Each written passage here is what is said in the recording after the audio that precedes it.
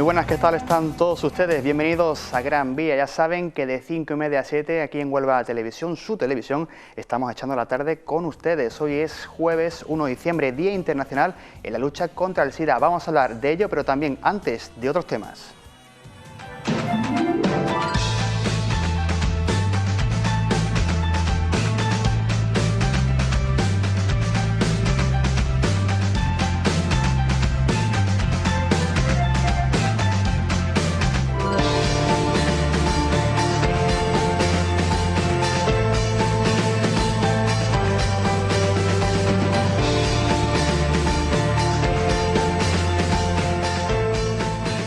Ya saben ustedes que los jueves los dedicamos fundamentalmente a hablar de los estrenos cinematográficos de este próximo fin de semana y sobre todo de la historia de Huelva, la historia más reciente, la que siempre nos cuentan nuestros padres y nuestros abuelos. Bueno, nosotros hoy en Huelva Televisión queremos empezar precisamente por este último capítulo, por el de la historia más reciente de Huelva, de manera que ya le damos la bienvenida y las buenas tardes a Diego Lopa. Diego, muy buenas. Buenas tardes, Antonio.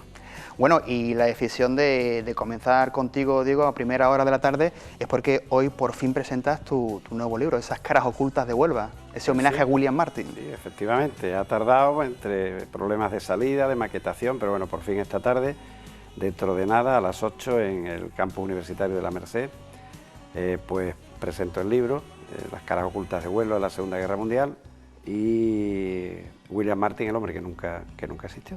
Ya otras veces hemos hablado de él y ahora pues podemos comentar algo generalmente de cómo va el libro, qué contenido tiene. Por cierto, lo que siempre hemos estado aquí comentando, que el libro ha tardado un pelín más en salir. Había una fecha, pero se ha pospuesto. Lo volvemos a explicar, ¿no, Diego? Bueno, la explicación es breve. El libro, primero, la crisis azota a la universidad como a todos los organismos, ¿no? Eso ya hizo que el servicio de publicaciones de alguna manera pues ralentizara, ¿no? Pero luego, pues cuando ya estaba para salir, la verdad es que, pues como había quedado la maquetación, la colocación de fotos y tal, pues nos había gustado mucho y como ellos son absolutamente complacientes y lo primero que quieren es que los libros vayan a gusto de los autores, pues así lo hicimos, pero claro, ya vino agosto, ya se te echa septiembre y luego, quiera que no, un par de correcciones le tienes que hacer y aunque ya estaba listo hace 2 o 3 semanas, pero el Festival de Cine, las elecciones, hemos pensado que hoy era un buen día para hacerlo. Bueno, pues tenemos aquí el libro, no sé si podemos verlo en imágenes, compañeros, ahí lo tenemos, en ese primer plano, Las caras ocultas de Huelva, Huelva durante la Segunda Guerra Mundial, y bueno, centrado sobre todo en ese enigmático personaje que es William Martin, ese soldado desconocido, ese hombre que nunca existió. Que nunca existió, sí. Bueno, yo es que he querido, el libro lo divido en 2 partes, claramente.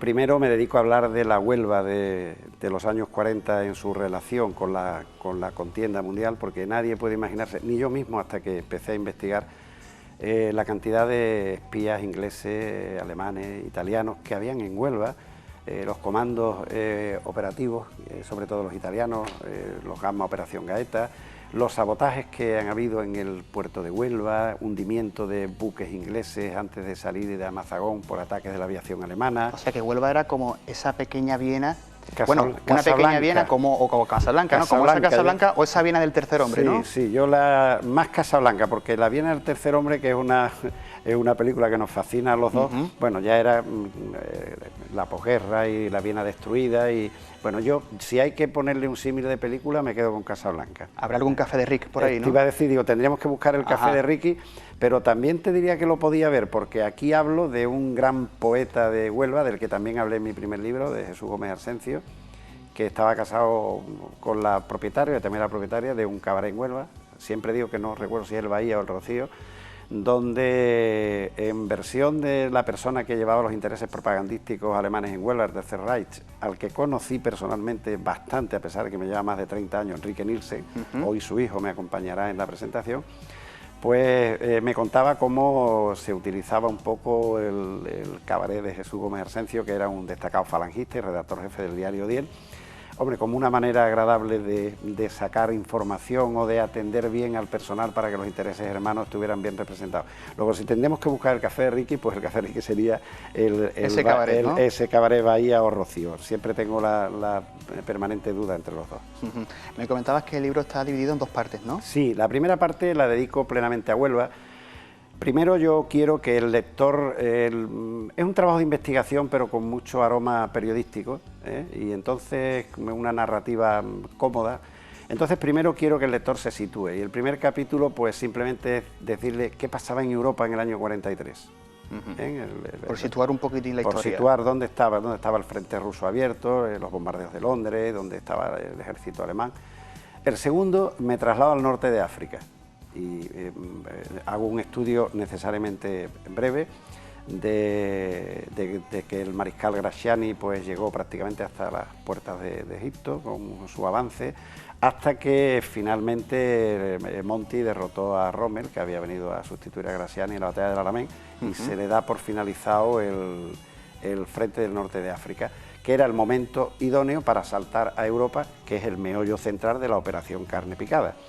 El tercer capítulo digo, bueno, si ya sabemos qué es lo que pasa en España y en Europa, en el norte de África, bueno, vamos a ver cómo estaba la España de ese momento, y hago un recorrido muy anecdótico, ¿no?, de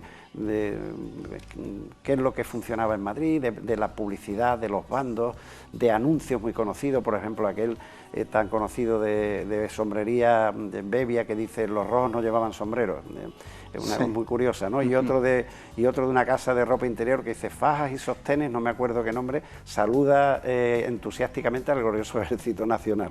Bueno, pues esas curiosidades las registro. Y luego, si lo hago con España, ¿cómo lo voy a hacer con Huelva? Y le dedico un amplio capítulo a la Huelva de esos años, de los años de la guerra, donde pues cuento muchas anécdotas, pues hablo de cómo había un campo de concentración de prisioneros en Bakuta y frente al muelle, qué es lo que se movía en Huelva en aquella época, a nivel, inclusive publico bandos que tenía el ayuntamiento de cómo, con qué tenía que vestir en las piscinas, en los sitios públicos, los horarios de cierre de los portales, las vacunaciones obligatorias, y entonces pues descubro, investigando aquí en nuestro archivo, a 50 metros de donde estamos ahora mismo, descubro que casualmente Franco vino a Huelva esos días en los que se encontró el cadáver. Y entonces ya pues me vuelvo loco porque encuentro un material y le dedico un capítulo a esa visita de Franco, donde se le dio la espada de la victoria por suscripción de 9.000 pesetas por cada ayuntamiento de capital de provincia de España, y aporto unos datos que están a la disposición de todo el mundo aquí en el archivo, pero que nadie los ha publicado, que como es, por ejemplo, pues la factura de la comida, que costó 30.000 pesetas, del almuerzo que se le dio a Franco. Hablamos del año 43, la factura de la merienda, que la sirvió Casar Presa, que costó 3.800 pesetas, con una anotación muy curiosa, que ya la he referido aquí otra vez, que dice, páguese solo 3.800 y que quedamos muy descontentos del servicio. Nunca pensó el que escribió eso que se iba a ver tantas veces y en un libro. Pongo por poner hasta la papeleta de reclamación de un juzgado de Madrid, porque al final el ayuntamiento deja de ver 42.000 pesetas y se la tienen que reclamar por vía judicial, también va eso. Eso es un capítulo. Y a partir de ahí me centro en dedicarle un capítulo a la colonia inglesa en Huelva, donde he contado con la inestimable ayuda de Isabel Naylor, una persona que me ha ayudado muchísimo en este libro. Sin ella el libro no sería el mismo. Otro a la colonia alemana, otro a la italiana, que era muy, salvo Tonelli, que era el cónsul, y sobre todo el grupo de Operación Gamma Gaeta, que eran los que ponían las bombas aquí en el muelle, en las quillas de los barcos ingleses, las Bauletti, para que estallaran en alta mar. Y luego finalmente le sigo la pista a los agentes del Auer alemán en la zona de Ayamonte, porque tenía una gran influencia. Y bueno, pues como aquel alemán Habsburger, que le decían Juanito, acabó casándose con una chica de Isla Cristina, pues hasta que no he encontrado su tumba en Isla Cristina no he parado. Me ha costado trabajo porque los papeles de los registros no coincidían con las tumbas, y bueno, pues hasta que lo he encontrado no he parado. Todo eso es la primera parte, ¿no? Todo eso es la primera parte. Y después la segunda ya dedicado a la operación Mindsmith. Puro, ¿no? Y duro, dedicado a la operación Carne Picada. Oye, tú me traes aquí una serie de imágenes, ¿comenzamos a verlas ya? Podemos ver, porque las primeras vamos a ver ya de lo que hemos estado quizás hablando. Que, bueno, mira, esta es una foto magnífica, esto está tomado en Túnez, y está, como veréis, Winston Churchill, rodeado de Cunningham, de Harold Alexander, Eisenhower, que está aquí a la derecha, y esto se supone que era planeando la operación Husky, que luego fue la que se convirtió en Carne Picada. Esto es de una magnífica colección que tengo yo de unas revistas alemanas que se vendían en Huelva, que se llamaban una Signal y la otra Ed Adler, en fin, espero que algún alemán me perdone, pero con unas fotos excepcionales. Mi padre la compraba en la época de la guerra. Se perdieron algunas, pero yo me moví hasta que encontré las colecciones en una editorial. Y esto pues es un documento histórico, es la copia oficial sacada del archivo de Salamanca, del parte del final de la guerra civil, el que leyó el locutor Fernández de Córdoba de Radio Nacional de España en Burgos, pues diciendo que la guerra había terminado, y circulan muchas fotos, ese es el documento original, y esto lo pongo cuando hablo de España y explico aquella tremenda palabra extraperlo que venía de Strauss, Perer y Lowell, que eran tres sinvergüenzas que trajeron el juego aquí, que de alguna manera hicieron caer hasta el gobierno de Rux, porque le dieron unas licencias para casinos. Y esto, pues, es mi madre, es la cédula personal de mi madre, la cédula el apellido Carrocho, que había que tener para andar por la calle. Esto ya está más metido, lógicamente, en el capítulo de Huelva. El anterior estaba en el capítulo de Madrid, bueno, mi madre que era guapísima. Y esta es una foto excepcional de cuando Franco vino a Huelva. Esta la he obtenido, además te obligan a que lo vayas diciendo siempre, en la fototeca en Sevilla. Me costó mi buen dinero el copyright. Pero fíjate qué foto más excepcional que la tira Vilches, fotógrafo, cogerlo a la altura del muelle cuando iba hacia la Rabia con una cámara de aquellos tiempos, y no te puedes imaginar la precisión tan fantástica que tiene esa fotografía. Esa hay varias que van en el libro, porque en el libro van de la colección Serrano y de la colección Vilches. Esa concretamente es de Vilches, que era uno de los fotógrafos más afamados de la época. ¿Esa fotografía que acabamos de ver de la llegada de Franco con toda esa gente alrededor, es de esos días? Esa es de cuando vino a recoger la espada de la Victoria, se la entregaron en el muelle. Tengo fotos del templete donde se está dirigiendo, desfilaron 22.000 falangistas aquel día, y de allí fue a la Rábida a pasar a presidir a la Real Sociedad Colombino-Nubense, y después vino ese almuerzo célebre de las 30.000 pesetas, ¿no?, que sirvió el restaurante Andalucía Palace del Hotel Alfonso 12 o 13, otro lapsus mío de Sevilla. Nunca sé si es 12 o 13. Alfonso 13. Bueno, pues todo eso es de aquel día, y 2 días antes, yo acabo el capítulo diciendo, 2 días antes, el cadáver de un militar inglés con una carpeta atada a la mano había aparecido en las doradas playas del Portil. ¿Casualidad o causalidad? Evidentemente es una casualidad, ¿no? Pero es llamativo que venga Franco precisamente en los días que se había procedido a enterrar el cadáver.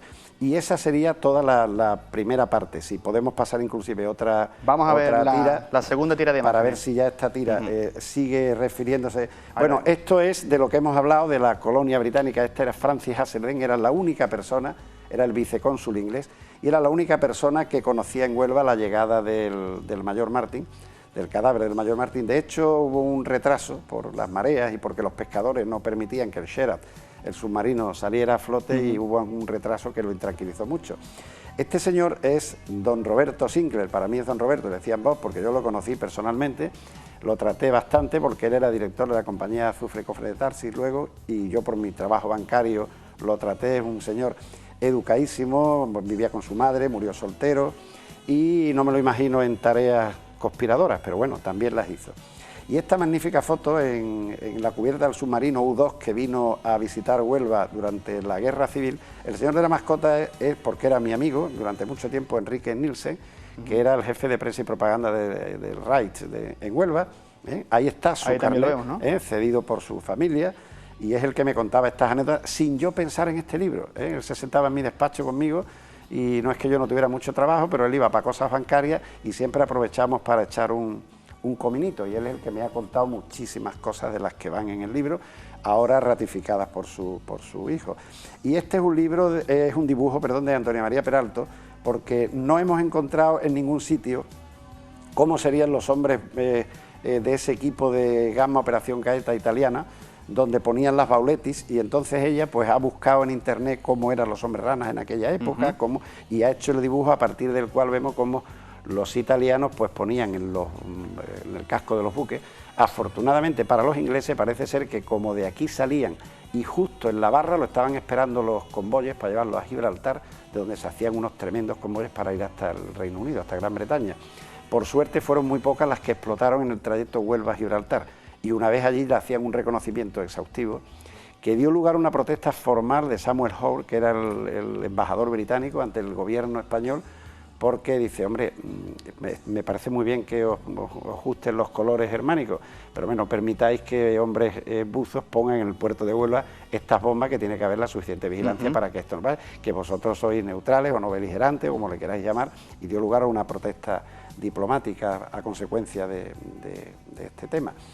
No sé si la siguiente tira nos viene hablando de lo que va en primera parte. Lo vemos entonces. Sí. Bueno, esto ya es la segunda parte, así que ya empezamos con más calma.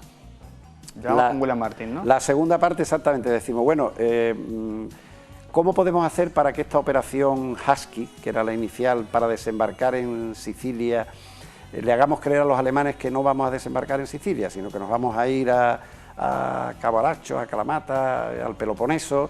Entonces fue cuando se ideó esta operación Carne Picada, para la que hacían falta bastantes argumentos. El primero de ellos, un cadáver, que es el que ha salido antes. Ese cadáver... Darle identidad, ¿no? Eso es, le dieron la identidad como la del mayor William Martin. Esta foto que ha salido antes es el Montagu, el padre de la idea, y Radcliffe, que era el chofer. Hay una foto que se ve mucho que es Montagu con Cholmont de Ley, y esa que tengo yo ahí es con Radcliffe, que era un piloto de Fórmula 1 que tenía el MI5 para hacer transportes muy rápidos. Y como al final en las consecuencias veremos por qué hablo de todas estas cosas, pues daremos una explicación más amplia. Antes ha salido el submarino Sherard, que es quien lo trae desde Holy Lodge, en la costa noroeste de Escocia, lo trae hasta Huelva. Y esta foto es la foto del año 1996 de Pan. Pan era la supuesta novia que se le buscó al mayor Martin para humanizarlo. Entonces todo el mundo ve una que está allá en bañadora al lado del Támesis. Yo, gracias a la gentileza de Isabel Naylor, pues aporto esta de cómo era esta señora de mayor. Y este, que es la novedad que yo introduzco en el libro, es el portaaviones Thatcher, que a partir de ahí yo tiro por tierra la teoría oficial que ha facilitado en su día el gobierno británico, diciendo que el que está aquí enterrado es Glendon Michael, es un mendigo galés que había muerto de pulmonía.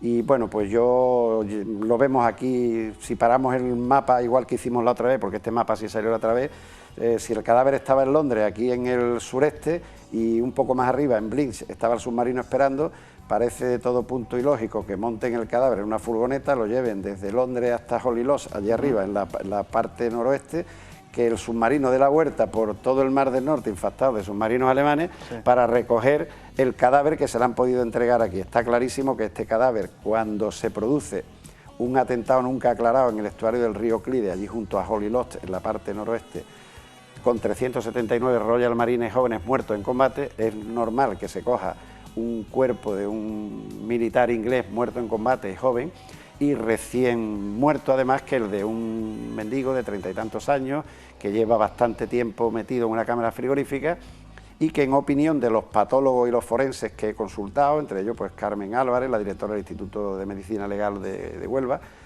pues dice, mira Diego, después de 2 o 3 meses metido a 3 grados, lo saca y solo con sacarlo y le da el oxígeno, ese cuerpo le aparece el moho, las manchas verdes, y desde luego en ningún caso luego lo metes en un termo, como le digo yo, el cilindro, lo llevas 800 millas, lo sacas, lo metes en un submarino, lo tienes 10 días navegando y luego lo sueltas aquí. Y cuando sueltas aquí, pues queda el pellejo, la gabardina y la carpeta, ¿no?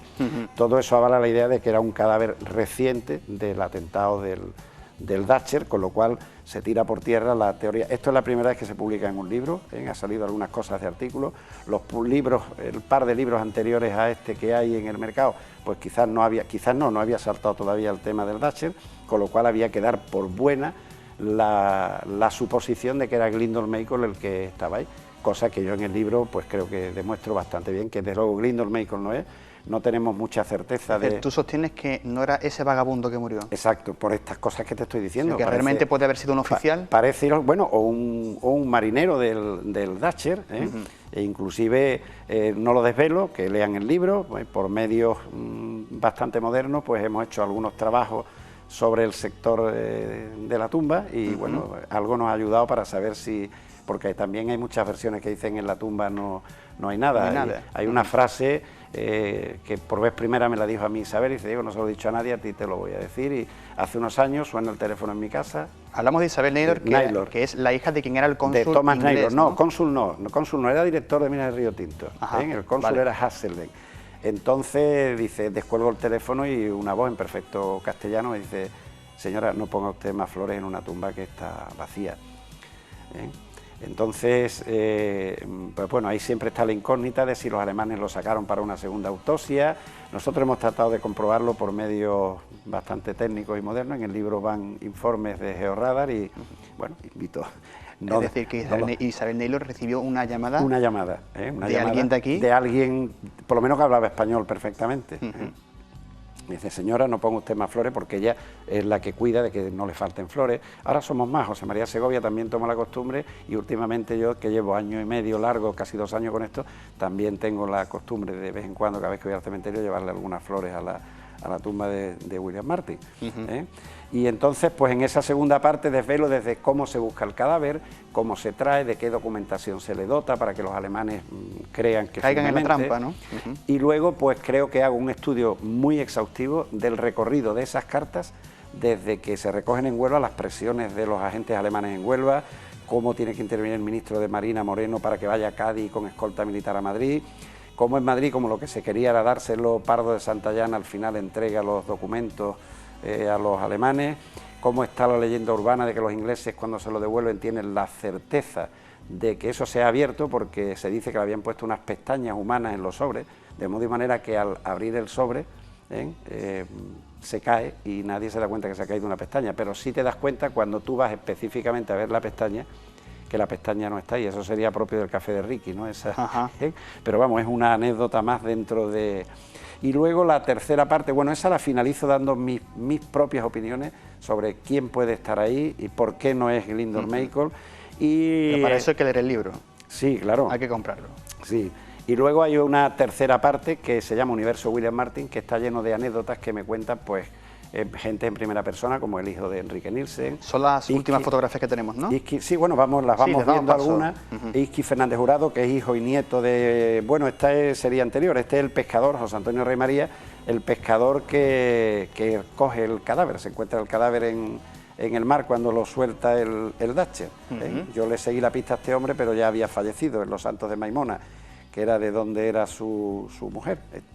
Y este es la única persona viva que esta tarde me acompañará, además, que queda de aquellos hechos. Paco Morales y su padre fueron los que recogieron, tenían una funeraria, la Magdalena, los que recogieron el cadáver en el muelle y lo llevaron hasta el cementerio. Los que recibieron la llamada, ¿no? Para que fuera a recoger el cadáver. Bueno, recibió la llamada a la funeraria. La funeraria, oye, que llega un cadáver de Punta Umbría, en la canoa de Punta Umbría, y que hay que ir a recogerlo. Y esta es Isabel Naylor, que yo le agradezco que haya venido. Ella nunca ha querido ir al cementerio para estos temas, ni mucho menos, a veces no quiere ni que la nombre. Dicen la misteriosa dama británica. Yo tengo amistad con ella hace 30 años y su gentileza pues la ha llevado también a venir conmigo al cementerio. Y esto pues es un programa de la película que se rodó en Huelva, que una foto del rodaje de la película está en la portada del libro, que fue lo que empezó por enamorarme, porque en esa aglomeración que hay allí al final, yo estoy allí viendo el rodaje de la película. Y desde entonces, mira, en aquel gentío del fondo está un niño de 10 años que soy yo. Por ahí estás tú, ¿no? Allí al fondo. Y esta es la foto de la portada del libro. Que esta es una foto, como le decís vosotros, no colateral al rodaje, se está rodando y se tiran fotos. No sé qué palabras os escucho decir mucho, como dice, toma secuencias o toma no sé qué, algo así. Vale. Pues esta foto es... Y esto que tenemos una carta, ¿no? Esta es una de las muchas cartas que están en que pongo, porque en el anexo documental pues pongo cartas de su padre, dirigida, que la llevaba él encima. Tengo cartas de la viuda de Edwin Montagu, Isabel Naylor, cuando se entera que ella cuida el cadáver de la idea, de la estratagema de su marido. Y esto es una cosa con la que finalizamos y que yo digo luces y sombras sobre la tumba de William Martin. Esa es su tumba. Yo he esperado pacientemente a que el único ciprés que hay en aquel sector, que está al lado de la tumba, dé sombra, para titularlo Luces y sombras en la tumba de William Martin. De manera que te has codeado con dobles agentes, ¿no? Con agentes dobles, se suele decir. Bueno, no era agente doble. A ver, Enrique era agente alemán, había nacido en Fribourg, en Alemania, y él siguió después aquí, falleció aquí como funcionario del Ministerio de Trabajo. No era agente doble en absoluto, y los familiares y los amigos de los que me habla Isabel tampoco eran en absoluto agentes dobles, eran agentes ingleses. Quizás habría por aquí algún garbo particular en Huelva, pero bueno, lo tendríamos que investigar. No aparece ningún agente doble aquí, aparecen los alemanes por un sitio, los ingleses por otro, los italianos por otro, con el nexo común de la operación carne picada como fondo. Bueno, ¿y en qué momento comienza esa chispa para escribir esta historia? En mí, bueno, pues en mí el día que vi rodar la película. O sea, que ya desde pequeño... Tajantemente. El día que se estrenó me fui al Rábida a beneficio de la campaña de Navidad a verla. ¿Quién me iba a decir a mí que quien presentaba aquel día la película, José María Segovia, hoy me acompaña a mí y va a presentar mi libro? Y yo nunca he dejado de rondar de esto. Y de hecho, bueno, pues el libro ha tomado cuerpo pues gracias a nuestro rector magnífico de la universidad, porque esto era un trabajo de fin de ciclo, una tesina de fin de ciclo del aula de la experiencia. Y él, cuando se enteró del tema, me insistió para que le echara valor. Me dijo, métete en el archivo, trabaja, haz un libro que te lo publicamos en la universidad. Y bueno, pues a eso me he dedicado durante bastantes meses de mi vida, que esto ha sido una obsesión para mí. Yo ya te digo que voy al cementerio, me pongo a hablar con William Martin, me echo amigo de él porque... Total, que eres un romántico. Sé, sí, eso sí, por supuesto, pero sé quién era su novia, sé sus deudas en el banco, sé qué le decía a su padre, sé de él muchas más cosas que él mismo y sobre todo sé lo que hizo que él no lo sabe. Bueno, ¿y con qué sabor te quedas? ¿Cuál es el sabor que Pues se te ahora queda de que con todo soy esto? muchísimo más amigo del teniente en funciones de mayor William Martin.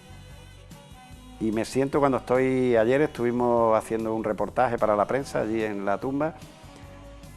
No te puedo decir que me vaya a sentir como ante la de mi padre, pero sí me siento como la de alguien muy cercano a mí, alguien con quien he convivido muchas horas. Yo cuando se escribe algo, aunque sea para hablar de pasada de alguien, tienes que conocer el antes y el después de ese alguien. Entonces yo he profundizado en William Martin, en esa figura que se creó, he profundizado en lo que se ha creado. Y por eso, desde el respeto más profundo, es lo que trato de decir, que por qué tiene que ser Lyndon Michael o tiene que ser otra persona. A veces mi pasión investigadora hasta me lleva a decir, bueno, Diego, ¿y no será mejor que no se abra nunca la tumba y quede el halo romántico de no saber si hay alguien, el misterio, si no lo hay, si es Lyndon Michael, si es Emily Holbert, si es Tom Martin? Esa es mi vena romántica, mi vena investigadora me dice que se coja un martillo neumático, se quite la lápida y veamos qué hay allí y quién está allí. Pero casi me quedo con la vena romántica. Muy bien. Por cierto, primicia lo que tú nos has contado, ¿no? La teoría que tú sostienes. Sí, sí. Que la identidad que se conocía hasta el momento de este William Bueno, Martin... publicada, a ver, ha habido reportajes en revistas y publicada en un libro, primicia, que el cadáver, en mi opinión, y lo argumento y lo justifico, es uno de los 379 marineros que murieron en el hundimiento del Dachser. Fíjate lo que te he dicho de los movimientos del submarino, los movimientos demasiadas de la molestias, ¿no?